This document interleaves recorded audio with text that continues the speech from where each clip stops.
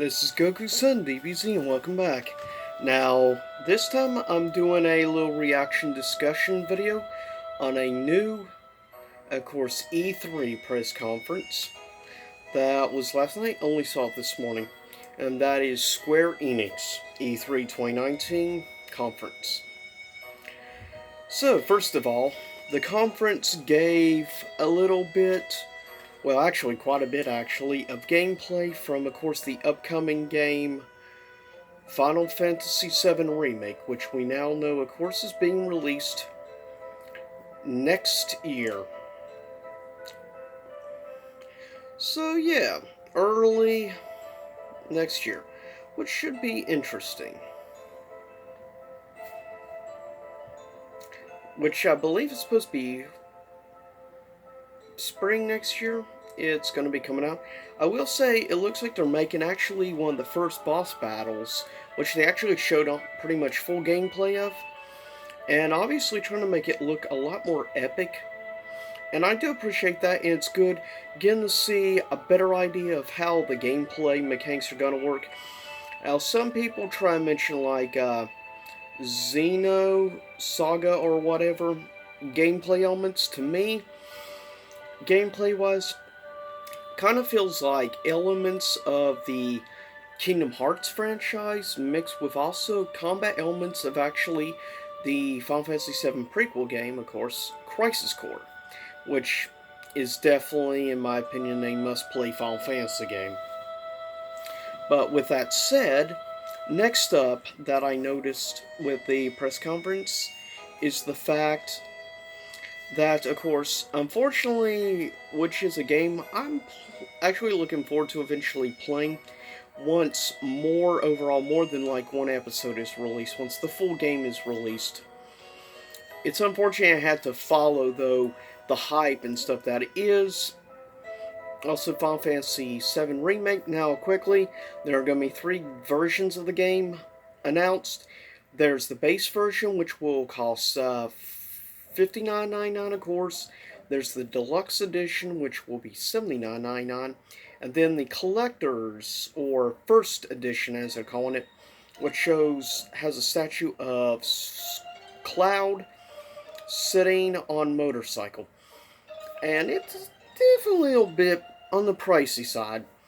More specifically, it will cost $329.99. So yeah, that's definitely quite a price jump. 60, 80, basically 330. It's kind of an insane amount of money to be asking for a collector's edition, even if the statue looks nice. I can honestly say I will not be picking that version up. So, I mean, if you're a really hardcore Final Fantasy VII fan, you might consider it, especially if you want the cool statue, but you just have to decide, do you really want to pay like $330? To each their own. But the following up game was, of course, gameplay and stuff for more the overall story of Life is Strange 2. Which I'm hoping maybe in the next several months to maybe finally do a record gameplay through of the original Life is Strange game. Which only more recently I got when it was super cheap. Eventually I want to try the sort of like sequel-esque game to the original Life is Strange. But we'll see. But honestly, I will be looking forward to trying out Life is Strange 2 once the full game is out and once the price is reasonable. Then, some other major announcements we had. Of course, a couple of new indie games that are in development. Then we had what looks like a first-person shooter of types involving like one of the creators of the Gears of War games and stuff. To me, I don't really care. It's just cinematics and stuff, which, to be fair, Square is pretty good at the cinematics. But in my opinion, I'm not really looking forward to the shooting game all that much. When I think of Square, I think of RPGs, more or less. Luckily, of course, we got the announcement, got to see a lot more into the story and different elements of the evolution of course, this sequel, Dragon Quest Builders 2, which I'm looking forward to. I only recently picked up the original Dragon Quest Builders, and I've just barely started the game. I will say, though, gameplay-wise, it's really fun. I feel of games that took a lot of elements of Minecraft, I feel Dragon Quest Builders has probably done the best job of taking the building elements and different crafting stuff from Minecraft and adding Square's own flair for RPG elements. And I felt that that's a solid area, is the game mechanics and the gameplay. That is where Dragon Quest Builders excels, and one of the reasons why I will look forward to in the future playing Dragon Quest Builders 2. Once I get better at the first game, though. But with that said, definitely another game I'm really looking forward to coming out. And probably some of the other stuff, which is cool, that they're going to be making available digital copies of most of the Final Fantasy games, which is going to be cool. Then got announcement for a new Final Fantasy mobile game. I mean, personally, I don't really care about that. Then we got the announcement of a remastered version of a classic Nintendo GameCube game that's going to be coming to mobile. Now, this is actually something that caught my attention and makes me debate, because up to now, the only RPG game I have played on my phone has been Final Fantasy III, which of course was also released on the DS as well. But I really like it. It's a fun game to play on the go. And I'm actually curious about trying out, though have to see how much data it will take up. But they announced a remaster of Final Fantasy Crystal Chronicles for mobile, for Android, and for, of course, iPhone. Being an Android user, that definitely makes me happy, though. Down the future, this is a game I can look forward to playing on the go. That's awesome, because I haven't played Crystal Chronicles since the GameCube. Next up, probably the biggest part for me with the conference is, hands down, you hear the music in the background in this video from. Finally, after years of waiting.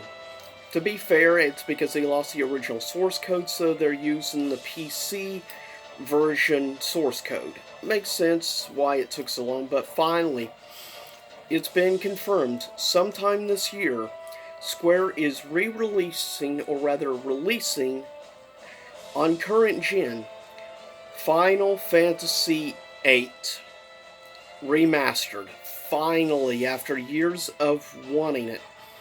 Final Fantasy VIII Remaster is coming. It's going to be coming, of course, to Steam. It's going to be coming, of course, to the Nintendo Switch. It's going to be coming to Xbox One, and most importantly, coming to PlayStation 4. Now, even though I also have Xbox One, when I play Final Fantasy, for the most part, I want to play it on Sony. That's just how it's always been for me. Especially since I have the original Final Fantasy VIII on PS1.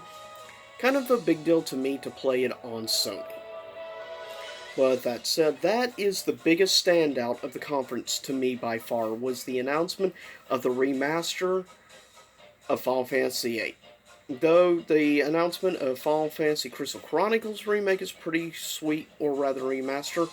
And then, of course, we got an announcement of a remaster version of The Last Remnant. It's also being re-released on, of course, current-gen consoles, which I'm actually looking forward to. It's one of the very few M-rated, mature-rated games by Square. Really, Last Remnant, and the only other game that comes to mind Square has done M-rated has been pretty much Final Fantasy Type 0 HD. And that's about it. With that said, this is my more or less opinion, reaction to the Square conference. I think overall, pacing-wise, for the most part, Square was done excellent. In my opinion, this year, of all the conferences, because I've watched the others, I just felt that Microsoft and the Square Enix are the main ones we're talking about. I felt they were the best overall conferences. If I was to rank the conferences I've seen, in my opinion, The best by far is actually the Square Enix conference. I think did by far the best. Second place would go to Microsoft, hands down. I felt the technically but I feel EA's press conference was not great. But I will say, to be fair, surprisingly, I think EA's press conference was better than Bethesda's. Bethesda's was maybe the worst, in my opinion, or second worst. To be fair, I would put EA somewhere around the middle. Bethesda, probably the second worst conference. I think the worst, though, actually was Ubisoft. I felt Ubisoft just did not do a very good job. We'll see later today, since this is Tuesday, we'll see how the Nintendo conference ends up being, or technically Nintendo Direct type thing. But for the most part, yeah, to me, Square won, hands down, E3 this year, and then right in second place goes to Microsoft. I really cannot believe that EA is actually in the middle. Though that's not saying too much, but EA was certainly a lot better than Bethesda and better paced than Ubisoft. And past Ubisoft did some good conferences. But yeah, in the end, Square Enix wins the 2019, in my opinion, E3. But leave a comment, tell me what your opinions are. What Square games are you most looking forward to? And I'll see everyone next time. Same YouTube time, same YouTube channel. I have a vlog coming up in the next couple of days that's going to be giving an update on some future game playthroughs coming on both for Xbox and for Sony. So stay tuned for that, and stay tuned for tomorrow for comic book pickups. I'll see you all next time. Same YouTube time, same YouTube channel.